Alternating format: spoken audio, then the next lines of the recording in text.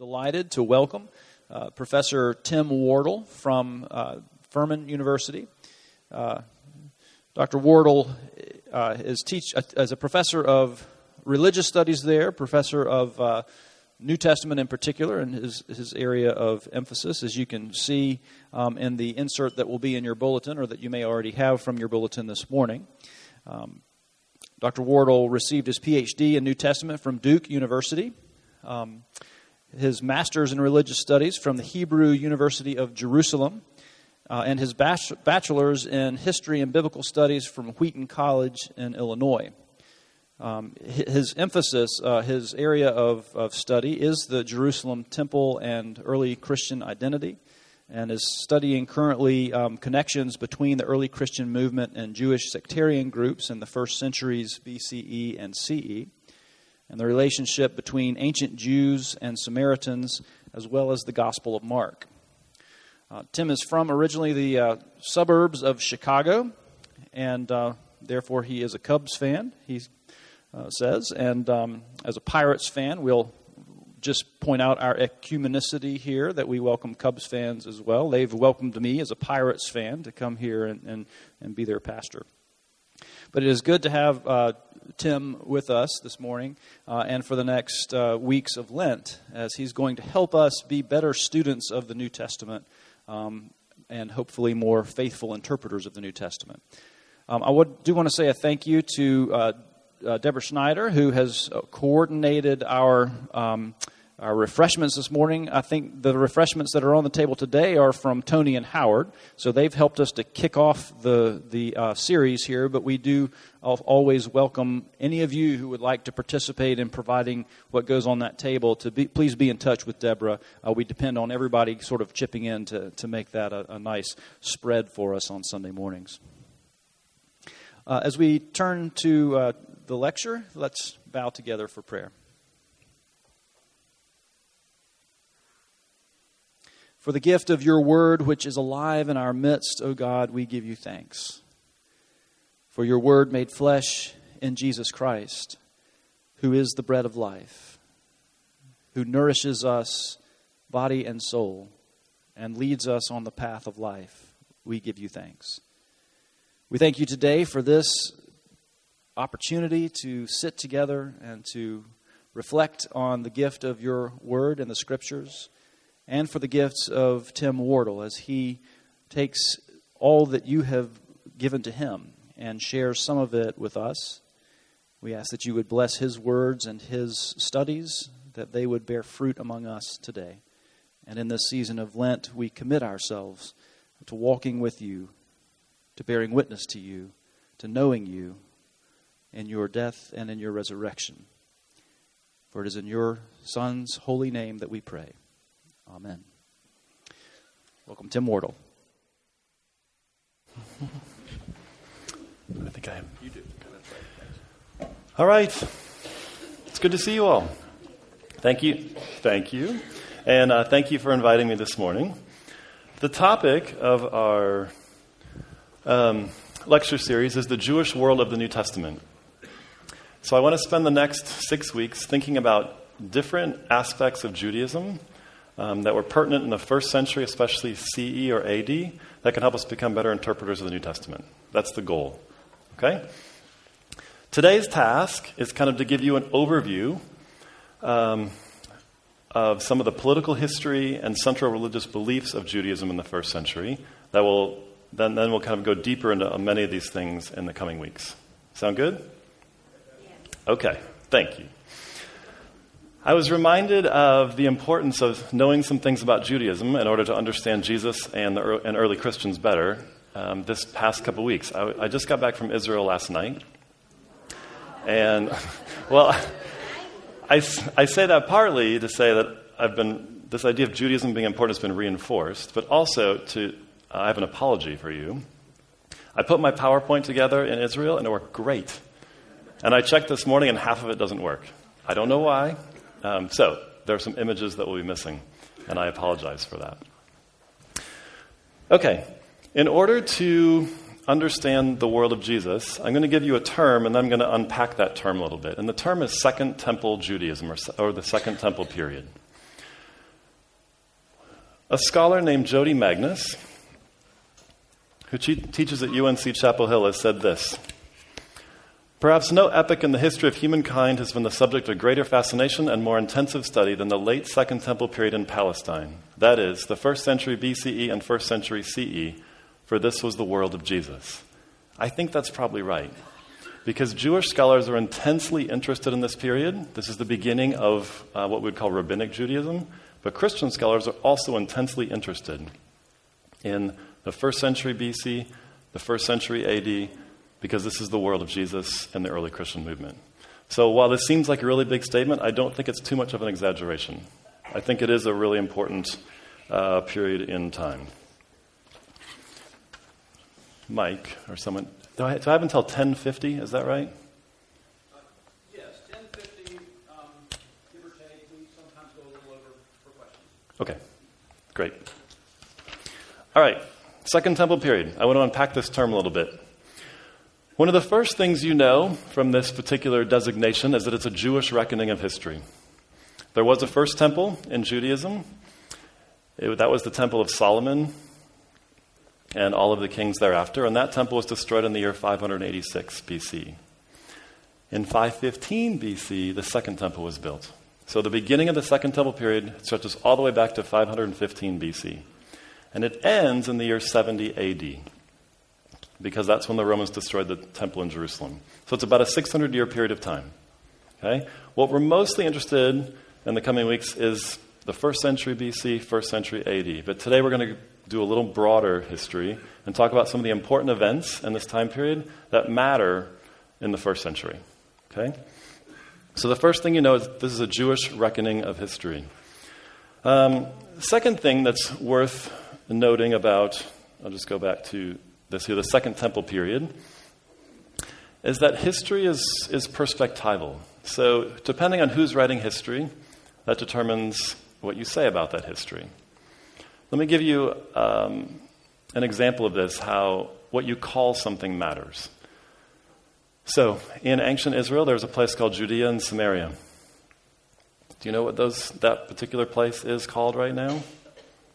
Some call it Judea and Samaria. Some call it the occupied West Bank. And it depends on your perspective what you call it. So Palestinians are going to call that land the occupied West Bank. Many Jews will call it Judea and Samaria, relating back to their ancestral homeland. Okay? Another example, and these examples are from the history of Israel. In 1948, Israel became a country. And that moment in 1948 is now celebrated every year as the War for Independence.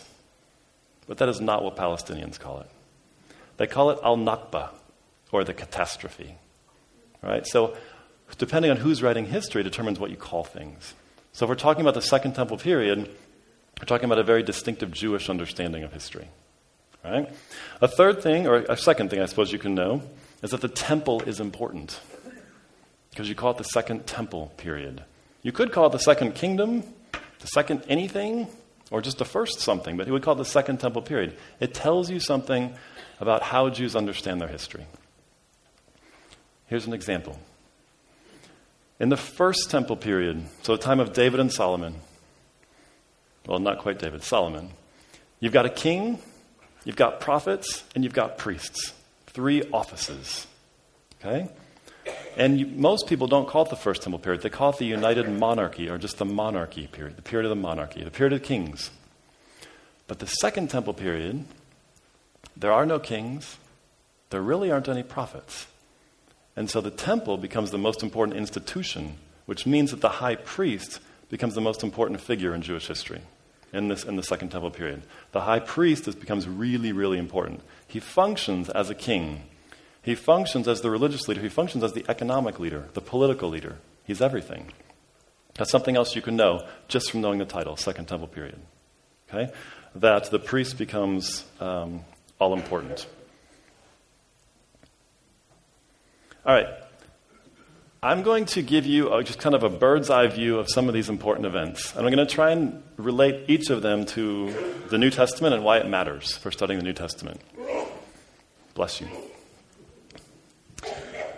So 586 BC, This is the end of the First Temple period or the United Monarchy. So the city and temple of Jerusalem were destroyed. In 515, the Second Temple is established. Okay, the foundations are laid, the temple is established. This is the beginning of the Second Temple period. Here's one reason why I'm going this far back in time to talk. Because what you called the people who are living in this land changes over time. In Abraham's time, they're called Hebrews. In David, Solomon's time, the king's time, they're called Israelites. But that term starts to die out. And from the beginning of the Second Temple period, for the next 300-400 years, sometimes they're called Israelites, but often they're starting to be called Jews. And we start to get Judaism as a religion. The term Jew really comes from, it's a geographic term, so it means those Judeans, the people from Judea. But between 515 and about the year 100 or so, it begins to have a greater elasticity to it. So it's not just a geographic term anymore. It's now a religious term, an ethnic term. And it just broadens out. So I'm going to be using the term Jews and Judaism a lot. But just know it's the same people as the Israelites, same people as the Hebrews. It's just different time periods determine what you call these people. Okay? All right, 515, Second Temple is established. 332.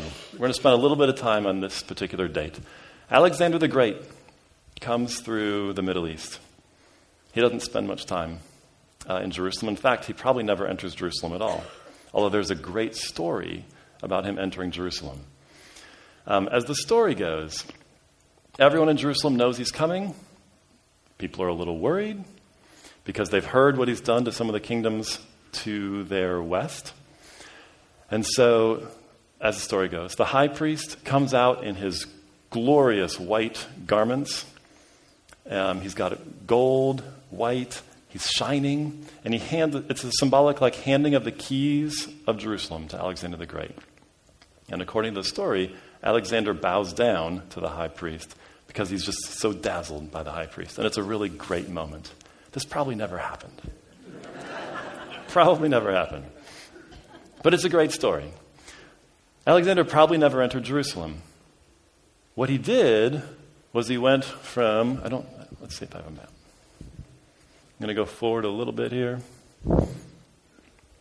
Alexander started out here. He came this way. He starts going all the way. He came this way only to get to Egypt. Because you can't sail an army across the Mediterranean. You got to walk. So he walked like this, went to Egypt, and then came back and kept going east. Okay? And here's a picture of Alexander. He's a good-looking guy. According to the story, again, I think this is legendary, but Alexander got all the way to the Indus River in 10 years. He went from in Macedonia all the way to here. He was about 30 years old when he got to here. And as the story goes, he sat down on the banks of the Indus River and wept because there were no more lands to conquer. It's a great story. 2 years later, he dies. He dies when he's 32, roughly. Okay? And his kingdom is divided into 4. And we're going to talk about that in a minute. But here's why I mention Alexander. Because Alexander brought something with him. He brought something called Hellenism. Now, this was already something that existed in some of these lands. But here's an example of what Hellenism is. Hellenism is Greek ways of life, Greek ways of thinking, Greek ways of eating, Greek philosophy, building your cities on a polis, so how you orient your cities matters. Alexander brought Hellenism with him in a very strong way. Now, I'm not sure this is totally true in our context today, but over the last 30, 40 years, it's similar to the way that America has been influential around the world. So you would start to see people wearing Coke shirts or eating at McDonald's or Starbucks in places like Moscow and sub-Saharan Africa and Vietnam and all sorts of other places, right? Because American culture was so strong that people wanted to be American because it symbolized freedom, opportunity, things like this. That's what Hellenism was. Hellenism, or being Greek, was the way to get ahead. And so the same way that English is spoken all over the world today, Greek was the language you needed to know if you wanted to get ahead. And this was true not just in Greece and Macedonia, but all of this area, okay? And for our purposes, right here. Right here, it mattered a great deal. If you wanted to get ahead, you had to know Greek. If you wanted to get ahead, you probably had to know something about Greek philosophy. You had to be able to argue according to Greek rhetoric or rhetorical styles. And this was a problem for some Jews. How Greek can you be and still be Jewish? Or to put it in our context, like how American can you be and act and look and still be Russian? Or from El Salvador or somewhere else, right? There's levels of accommodation. There's levels at which you think, I can take on this much and no more. So I'm going to give you some examples under the headings of assimilation and acculturation. So, if you wanted to be Greek, capital G Greek, and really not worry about your Judaism, you could abandon key social distinctives. Get rid of everything that makes you look like a Jew and act like a Jew, and just become Greek. Okay, that's on one end of the spectrum. The other end of the spectrum is that you abandon, or you do not allow any Greek influence in your life. Okay, so you confine yourself to the Jewish community. You don't speak Greek. You actively don't speak Greek. You actively do not eat Greek food. You actively do not partake in anything Greek. Okay, that's the other end of the spectrum. And then, I'm just giving you three, but here's different levels of assimilation. Do you get a Greek education? A gymnasium education? Which means, partly, there's nude activities. That's a Greek thing, not a Jewish thing. Do you learn Greek rhetoric? Do you learn Greek philosophy? Do you learn Greek mythology and the religious system? Do you go attend Greek plays? Do you go to the theater? Do you have commercial relationships with non-Jews, with Greeks? Okay? Different levels of assimilation. And there was not one Jewish response. Some were here, and some were here, but most people were in between. Varying levels of assimilation. Here's another example. So acculturation. Do you become an expert in Greek stuff? Maybe at the expense of learning Jewish stuff. Okay? Do you learn enough Greek to be able to read rhetoric, philosophy, and theology, literature? Do you just get acquainted with how Greeks think, but don't really do it yourself? Or do you just say, I'm speaking Hebrew or Aramaic probably in the time, and not Greek at all? Now, I think this makes sense if you think about immigrants who come to this country. How much does an immigrant who first comes to this country assimilate or acculturate into the United States culture? Well, the first generation, they often try to learn Hebrew or try and learn English, but it's usually broken English. They try and acculturate, but they usually find other people who are, let's say if we're talking about someone from Peru, they find other people from Peru, you sign to live together, you're comfortable there, right? What about second generation? Well, second generation, they usually know English a lot better. They're more willing to go out into the community and not just stay in the Peruvian community. They might know some Spanish, they might not. But the third generation, they usually don't know any Spanish at all. Right? They know a few words to get by, and that's about it. It's the same kind of thing for Jews, right?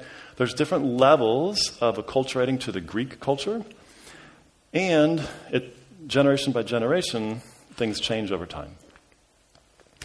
Now, here's why I'm telling you all of this. Okay, this is 300 years before Jesus. But this debate is still strong in the first century, still strong in Jesus' world. How much Greek do you need to know in order to get ahead in the world? And specifically, this is true for Paul. When Paul goes out into the Gentile world, he's in the Greek world. He knows Greek. He knows some Greek rhetoric. He knows some Greek philosophy, but probably not a lot. But all of his ministry is in Greek. All of his ministry was in Hebrew or Aramaic. So it's different. They have different emphases. They had different audiences. Jesus probably did not culture to assimilate very much. Paul did a lot because he was from the diaspora, he was from outside of Israel. Okay? And early Christians were all across the board on this too. Okay? This matters. Okay. After Alexander died, his empire broke into 4 bits, 4 empires. There were 2 main empires. The Ptolemies were in Egypt. The Seleucids controlled a lot of this. And the dividing line was right here, where it says Judea. And so the people who lived in Judea and Jerusalem were often on the front lines of a continuing conflict between 2 empires as to who they belonged to. For the first 100 years, they were under Egyptian control under the Ptolemies. So it was still Greek, but it was the Greek Empire in Egypt that controlled them. And the Ptolemies were hands-off. They said, you can practice your Judaism, you can do whatever you want, as long as you're peaceful. That's all they really cared about. But about the year 200, the Seleucids took over. They started to come down, to come south, and they were not quite as hands-off. At all, actually. So I'm going to go back to this, and we're going to go to this date right here, the Hasmonean uprising. You might have heard of the Maccabees. The Hasmoneans were the Maccabees. Maccabees was their nickname. In the year 167, the Seleucid ruler named Antiochus Epiphanes. I don't think his mother called him that. Antiochus, like the Magnificent, is what that means, right? I think he added that. And it's Antiochus IV. Antiochus IV decided he wanted everyone under his rule to be Greek. And he wanted no differentiation among peoples under his rule. That had a profound impact on Judaism, because what he's trying to do is to eliminate Judaism as a religion or as a culture and have everyone be Greek. So here's some of the things he did. He went into the Jerusalem temple. Well, he didn't, but he had other people do it. And he desecrated the temple, Jerusalem temple, in any way that he could. So according to some traditions, he sacrificed a pig on the altar, and a pig was the most unclean animal that you can think of in Judaism, so he desecrated the altar. In its place, he set up an altar to Zeus, the Greek god. He outlawed outward forms of Judaism. So, Sabbath observance, we're going to talk about in a little bit. The kosher laws, eating certain foods, circumcising infant boys. He outlawed those practices. He set up other high places to Greek deities in Jerusalem and Judea. He was trying to make everyone under his control look and act the same. Now, if you go back to the assimilation or acculturation, I'll go back to this. These kind of Jews thought this was fantastic. Because finally, everyone was going to get on board. They were going to be Greek. And not just them, but all Jews were going to look and act Greek. But the people down here, this is a catastrophe. And it's the people down here who are the Maccabees or the Hasmoneans. They were down here. They lived in this world. And I don't know how well you can see these, but this is a picture of Judas Maccabee. Right here, here's a coin with Judas Maccabee's face, and then I've got a Hanukiot, or it looks like a menorah. Okay? The Hasmonean family, or the Maccabees, they revolted against the Seleucids, against Antiochus the Magnificent. And they said, it means something to us to be Jewish. It means that we need to be distinct from everyone else and not like everyone else. And so they fought. They fought back. The Maccabees were from a place called Modi'in in Israel, and when the Seleucid soldiers came to their town, set up an altar and said, you need to come here and offer incense to Greek deities. And one Jewish guy started to go forward. One of the Maccabees took a spear and speared him and said, no, we will not do this. And then they killed the Seleucid soldiers, and the revolt was on. Now, the Maccabees were not very powerful, so they had to resort to guerrilla warfare tactics. So they would hit hard and then go back into the hillsides. And they'd hit hard and they'd go run back to caves. Very similar to the Taliban in Afghanistan today. Okay, because the U.S. Army is way more powerful, so how do you compete? Or actually, a great example would be Francis Marion here in South Carolina. All right, the swamp fox. You hit them hard and you go back to the swamps where they can't find you. Okay, that's what the Hasmoneans did. And against all odds, they won. They won. Now, it took a while. It took about 20, 25 years to completely have the Seleucids leave Jerusalem. But it is pretty remarkable. And Hanukkah, that celebration, comes from the Hasmonean revolt. It comes from that time period. Because what the Maccabees did is they finally freed Jerusalem. It was in 164. They drove the Seleucids out of most of Jerusalem. They freed the temple. They got up there, but they saw that it had been desecrated. So they couldn't use the temple. It wasn't fit for service. It wasn't fit for worship. And you have to keep the candle, the menorah, lit all the time. But there's only enough pure oil to last one day. And you need 7 days to purify oil. So what are they going to do? You only have 1 day's worth of oil to keep the lamp going. It takes 7 days to get more oil, the pure oil, the real stuff. And so the miracle of Hanukkah is that 1 day's worth of oil lasted for a week. So on the 8th day, then they could put the new oil in and the menorah stayed lit. So that's where you get this. The menorah actually has 7 branches. This has 9, but Hanukkah lamps have 9. All right.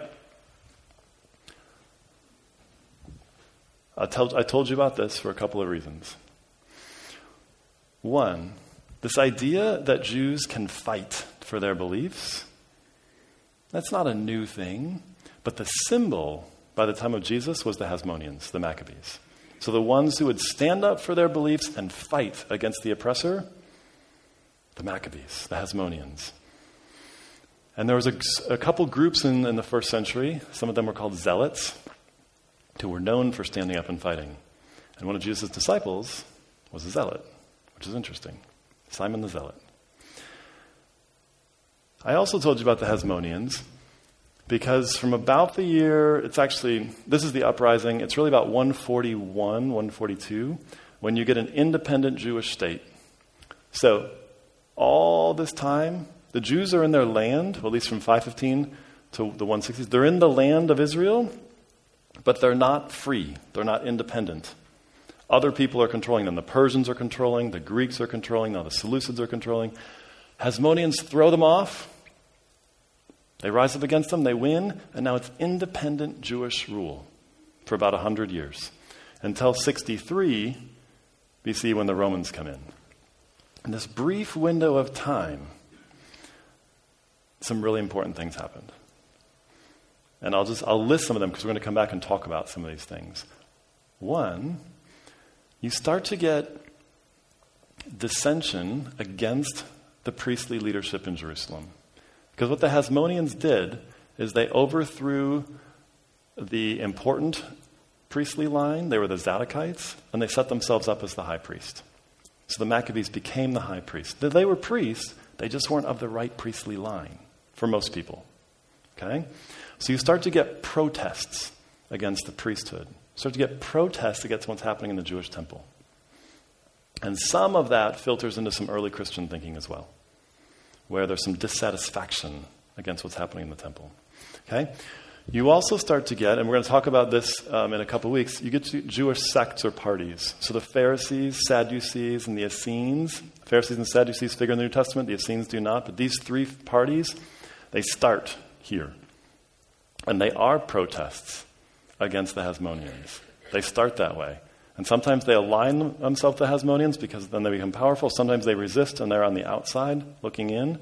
But they start in this time period right here.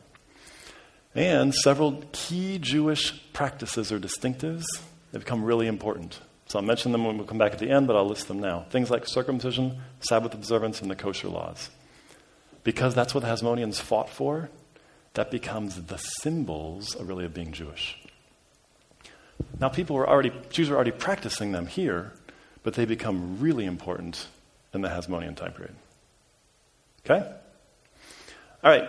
The Hasmonean rule ends in the year 63. 63 BC when the Romans come in. And if you're ever in leadership and you're ever having a leadership squabble, you're having dissension, sometimes it's not a good idea to call in a third party.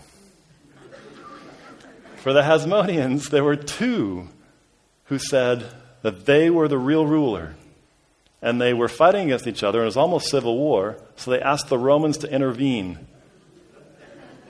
And Pompey, the Roman general, came in and said, I think I'm in charge. And that was kind of the end of the Hasmonean. Now, it wasn't the end of the Hasmoneans, but the end of Hasmonean rule, end of Hasmonean power, really, okay? What the Romans decided to do is to set up client kings. They wanted to set up people to rule in their place, because Jerusalem and Judea, they were backwaters. They were not important places. They were important only because that's how you got to Egypt. So if you controlled Israel or Palestine, then you had access to Egypt, but no one really cared about that part of the world. So they did not want to directly rule. So they set up rulers in their place. And Herod the Great is the best example. So Herod the Great was set up to be Rome's client king. Some people called him a puppet king, which he was. But Herod was shrewd. Herod knew how to rule. Now, if you only read the New Testament, you know him as brutal, right? That he was willing to kill baby boys in Bethlehem just to stamp out a potential rival. Someone who's been born king of the Jews, let's get rid of him. And Herod was brutal, and not just that way. So Herod was friends with the Roman emperors. He would ingratiate himself with powerful people. And one of the things that Octavian said, so Caesar Augustus, who was ruler when Jesus was born, Caesar Augustus said of Herod, I'd rather be Herod's pig than Herod's son. And he said that because Herod killed his sons, but he wouldn't kill a pig because it was unclean. It was not kosher. Herod actually killed several of his sons because he thought they would be rivals to him. Herod had several wives. He killed his favorite wife in a fit of rage. And ever after, he was not quite the same. And sometimes people think he died because he just went mad because of killing Mariamne. But he was brutal. He knew, but he also knew how to rule, right? If anyone was going to present a challenge to him, he was going to put them down. And the reason he killed Mariamne and two of his sons is because Mariamne was a Hasmonean. She was a Maccabee. So she had potential influence. The line of the Hasmoneans was still going, and he wanted to wipe out that line. Okay? But Herod was also a really good ruler in that he could keep the peace, and that's what the Romans cared about. He kept the peace, and he kept the trade routes open. And those are the two things that the Romans wanted out of a ruler. Keep the peace, keep the trade routes open. And Herod was brilliant at it. Another thing he was brilliant at was building. So I wanted to buy these. I couldn't find them when I was in Israel last week. But there are Herod stamps. And they tell you some of his building projects. So we're going to spend a while next week talking about the Jerusalem temple. So that's this one. But he also built some other monumental projects. So this is at Caesarea. He built a harbor. No one had ever done this before in the same way. He found a way to drop stones and concrete out into the Mediterranean Sea and create the sea break so ships could come in and drop off goods. Again, like no one had ever done this before, not on this scale. He built a desert palace, a place called Masada. In fact, he never went there. But there's two palaces, there's a wall around the top. It is really difficult to get to. He built it as a potential escape palace. If he ever had to flee Jerusalem, he was going here. This is where Herod is buried. They just found his tomb in the last 10 years. So this symbolizes his tomb here, but on top of it, another palace. It was another escape palace. So Masada and Herodian. They call it Herodian because that's where he's buried. But he was from Idumea. He wasn't a native Jerusalemite. And so if you look at a map, Jerusalem's here, Herodian is here, Masada's here. So if he ever had to run, he had a series of fortresses to escape to. He built monumentally. You can still see these places today. And they're a little broken down, but not a lot. I mean, he knew how to build. He knew how to build things that would last a long time. All right, he died in 4 BC, which means that Jesus had to have been born between 6 and 4 BC, because Jesus was born before Herod died. So the people who did the calendar, they were trying to get it to 0 for Jesus' birth, but they were off by a few years. All right, I put Pontius Pilate here not because he himself is that important, but because he symbolizes something. When Herod died and Herod's son after him was not a good ruler, the Romans said, forget this idea of client kings. We're just going to impose direct Roman rule. And so they put a series of governors or prefects or procurators in place. They had different titles. And Pilate's one of them. So when Jesus is crucified, it's not a Herodian, someone in the line of Herod condemning him. It's a Roman condemning him. I'm going to go through these fast because I know there's a few other things I want to talk about. In 66 to 70, there is a very large Jewish revolt. Sometimes it's called the First Jewish Revolt, sometimes it's called the Great Jewish Revolt, or sometimes just the Revolt, even though there was more than one. You can tell how strong the city of Jerusalem was and its walls were by the fact that it took the Roman army 4 years to conquer Jerusalem. Now, some of that is because there was a lot of political intrigues happening in Rome. So the years 68 and 69, they were called the Year of the Four Emperors. So a general would start marching. He'd find out that the emperor had been deposed, or there's a coup or killed or something, so he'd march back to Rome to see what his next orders were, and then he'd start walking, and then he'd come back, right? But still, it took 4 years. Jerusalem was not that big of a city, but it was very defensible. And so there was a Jewish revolt, and the Romans finally won in the year 70 AD. Okay? And then a second revolt, and the reason I put this up here is because it's called the Bar Kokhba revolt, and this guy was called a Messiah. Bar Kokhba was the Messiah figure. And sorry if you can't see it. And since Jesus was called a Messiah, and we're going to talk about messianic terms a little bit, this idea of a Messiah and labeling people as Messiahs was something that was happening to some degree in 1st and 2nd century Judaism. So the Bar Kokhba revolt. And if we're studying the New Testament, this event matters a lot. Because sometimes people date things to whether they were before or after the destruction of the city of Jerusalem. So for the Gospels, Mark is thought to have been written right around the year 70, just before, just after. And then Matthew and Luke seem to know that the temple was destroyed, so they're dated after. And John clearly knows the temple was destroyed, so he's dated after. But this is a marker in terms of dating things. Okay, that's a very brief overview. It maybe felt long, but that's a brief overview of some important moments in Jewish political life. Okay? Now, Jews were living all over, after this point in time, all over the Roman Empire, because the Greek Empire became Roman. Even though the Roman Empire was in place, everyone still spoke Greek. No one spoke Latin. Because the Romans knew that Greek was important and everyone knew it, so they just adopted it. It became important. And now, this is where my PowerPoint doesn't work, so I'm just going to go through a few blue slides. And we'll go to here. Jews were living all over the Roman Empire. And very rarely can you say, all Americans think this, or all Jews think this, right? You can't stereotype or generalize like that. But I kind of can for these 5 things, okay? Oh, it's 99%, okay? Most Jews, maybe all Jews in the 1st century, now we're zeroing in on the kind of the 1st centuries BC and AD. These were important concepts. If you were Jewish, you thought this, unless you were in the very, very small minority. Monotheism. There's one God, right? Now, Jews didn't always think that there was just one God. Very early on in the Old Testament, it's more what you would call monolatry is the term. So we worship one God, but we acknowledge that there may be other gods out there. That's a different kind of thing.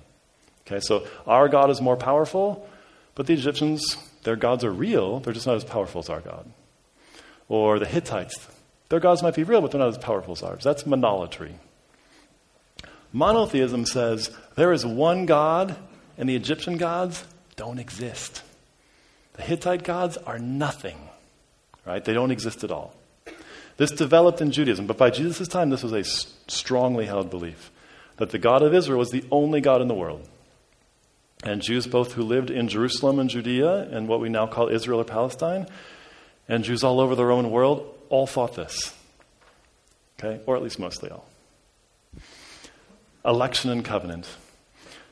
Jews also thought that they wouldn't usually use the term chosen people, but that's the idea. Now, you've heard the term that the Jews are the chosen people. It's the election and covenant. That's what this is. That God elected the Jewish people at a certain point in time. So in that point in time was Mount Sinai. When Moses was given the law, and then Moses gave the law to the people, God elected them. He chose them. So the God they served became the God of Israel, because he was their God. And as part of being chosen, as part of being the elect people of God, they were given a covenant. So God made a binding promise to the Jewish people, and back then the Israelite people, to say, I am your God, you are my people, and there are some expectations that go along with that. And that's what the law is. Okay? Now, one thing that I often hear actually, which I think is not true, so I'll say it here, and if you don't like it, then you don't have to agree with me. I often hear that one of the distinctive things about Christianity is it's a religion of grace, and that all other religions do not have this concept of grace. That is just not really true. Judaism is a good example. God chose Israel graciously, chose them. They hadn't done anything. But he chose Israel at a certain point in time, and then he said, because I chose you, I have some expectations for how you live. Okay? But the gracious act happened first. The choosing happened first, and then following the law is kind of a thankful demonstration of what it means to be chosen. It's similar to how Christians understand grace. Grace is how you become a Christian, but once you become a Christian, there are expectations for how you live. And if you're not living that way, it doesn't maybe look very good for you in terms of if you were really chosen, or whether you really chose God or God chose you. Right? What? Sure. You could say the price of grace. But the gracious act happens first. Right? And then there's behavioral expectations, ethical expectations. Same is true in Judaism. God shows them, and then they faithfully respond. That's election and covenant. Okay? They became God's people. As part of this, there's a law or a Torah to follow. Christians usually use the word law. Jews usually use the word Torah, and Torah means teachings. That God gave them teachings or commandments, and they're to follow them. But again, you do it out of a gracious response, or out of a faithful response, or thankful response to being chosen, not in order to be chosen. You don't do it to be accepted by God. You do it because you are accepted by God. Okay? Temple or synagogue. In the first century, there was one place in all of the world where God's presence was thought to dwell in a very special way. Now, Jews thought God was everywhere, but they thought that God dwelled in a very special way in the temple in Jerusalem. And so the temple was the center of religious life. We're going to talk a lot more about this next week. It was the only place that you could offer sacrifices to the God of Israel. Most people did not live anywhere near most Jews did not live anywhere near the temple, so there were synagogues around the ancient world where you could go and you could worship, you could pray, you could sing, you could hear the Torah being read, all sorts of things. But you could not sacrifice at a synagogue. You could only do that in the Jerusalem temple. And because of that, the temple became really important. It was the center of the sacrificial system in Judaism, the center of where you would go to have sins forgiven. Now, repentance was a huge part of that, but that action of sacrificing an animal on behalf of yourself, it could only happen in Jerusalem. Okay? And then understanding of history. We'll talk more about this in a later week as well, when we talk about Jewish eschatology. But Jews had a very strong sense of their history and other people's history. A very strong sense that their history was linear, that God had chosen them at a certain point in time, and that a Messiah would come at another point in time and would redeem the world. So history was linear. It started here, and there's an ending point. And because the Jews were God's elect people, things were going to go well for them in the end. That's different than how they understood other people's histories. They understood other people's histories as not part of being chosen by God, not part of the covenant people of God, And therefore, when the Messiah came, it would probably be bad news for them. It's not that different from how Christians understand the world today as well. But there were some in the ancient world that did not understand the history in a linear fashion. They understood it in more of a cyclical fashion. And if we think about our world today, this is more of an Eastern or an Asian concept. And the idea of karma is that it's a cyclical thing. You're coming back and you're coming back. That's not a Jewish understanding of history at all. Okay? So this understanding of history is such that God started it, God shows us, God will send a Messiah, God will redeem. It was a linear thing. And Jews did not have a well-developed sense of what that thing at the end would be. So Christians talk a lot about heaven. Heaven is not a strong concept in Judaism. At least in the first century, when Jesus was around, they would talk about the world to come. And that's about as definite as it got. But the world to come is going to be a good place. You want to be a part of the world to come. But that's about as distinct as it got. Okay? No, there are no streets of gold in a Jewish understanding of heaven. All right, as one example of monotheism, this is a prayer. It comes from Deuteronomy 6, 4-9. Have you heard of the Shema before this prayer? This term at all? You know some of these verses. Hear, O Israel, the Lord our God, the Lord is one. Love the Lord your God with all your heart, with all your soul, with all your strength. Jesus quotes this. At least this line right here, right? When he's asked about the greatest commandment. He quotes it because Jews in the first century were praying this. Twice a day, if you're an observant Jew, you would pray the Shema. Now, the word Shema is this word here.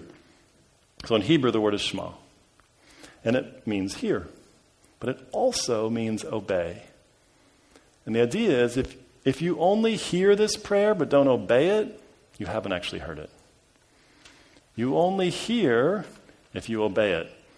And pretty much every parent wants this for their kids too, right? It's not enough to hear the parents' words. You've got to obey the parents' words, or else the hearing doesn't matter, right? And some of these things are taken very literally today. These commandments that I give you are to be upon your hearts, impress them on your children. Talk about them when you sit at home, when you walk along the road, when you lie down, when you get up. So when are you supposed to think about the commandments? All the time. And then tie them as symbols on your hands and bind them on your foreheads. If you've seen religious Jews have a prayer box on their head and wrapping their arm with things, that's taking this line very literally. And then write them on the door frames of your houses and on your gates. Every hotel room I was in the last couple weeks, there's a mezuzah on the side of the door. Right? What they're doing is they take a little scroll, they write this on it, they wrap it up, they put it inside the box, and then when Jews go in, they'll often touch it. But you're reminded of the covenant, of the promises, of the things that God asks of you. Okay? This was a very central prayer in Judaism in Jesus' day. It's still a central prayer in Judaism today. Not all Jews pray it, right? But only observant Jews pray it. Okay, I'm just going to put this up, but I won't talk about it much because we're done. But we'll say this when we talk about Jewish law. Okay? But these became important markers of Judaism in the first century AD. Before that too, but certainly by Jesus' time. Infant boys were circumcised. Observant Jews ate kosher. Observant Jews observed the Sabbath. And then Jews were distinct from Gentiles in the ancient world because they didn't have any images or idols. If you went into the Jerusalem temple, you went into the Holy of Holies, there was nothing there. In Solomon's temple, the Ark of the Covenant was there. But by the second temple, there was no Ark of the Covenant. And there's tons of conspiracy theories as to what happened to the Ark of the Covenant. But these were things that made Jews look distinct in the ancient world. Now in Jerusalem, everyone kind of looks the same, so it doesn't really make you that distinct because everyone's doing it. But let's say you're Paul from Tarsus, and you do these things, you look a lot different than your neighbors. Right? So they were things that made Jews distinct from others in the ancient world. Okay, our time is about up. Do you have any quick questions or thoughts? Yes? A minute ago, you put a slide up there that had 5 beliefs of the Second Temple. Mm-hmm. Maybe you're going to get into this later, but how many of those would likely be believed today by Jews? All of them, I think, but to varying degrees. Okay, so in modern Judaism, there are 3 main branches. Orthodox Judaism, Conservative Judaism, and Reform Judaism. And depending on what branch you subscribe to or that you're a part of, you have varying understandings of what these things mean, but the concepts are still there. So an Orthodox Jew will take these much more seriously than a Reformed Jew. A Reformed Jew will pay lip service to them or still think they're important, but just not to the same degree as an Orthodox Jew would. Does that make sense? Yeah. Okay. And one great example of that is actually this. Reformed Jews call their synagogues temples because they think there will be no third temple. They don't even want a third temple. But Orthodox Jews call them synagogues because they're still waiting for a temple. Still waiting for God to rebuild a temple. Yes? Speaking of temples, can you clarify the geography and architecture of modern Jerusalem? There's the Wailing Wall, Western Wall. Is that part of the first temple or the second temple or something different? Something different. And we'll talk a lot more about it next week. But the Western Wall or the Wailing Wall is part of the temple platform that Herod built the temple on top of. So it's not part of the first or second temple, but it's part of the platform that the temple was on. But I'll show you pictures and stuff next, as long as I can get it to work. I'll show you pictures next week. Any other thoughts, questions? All right, thank you very much.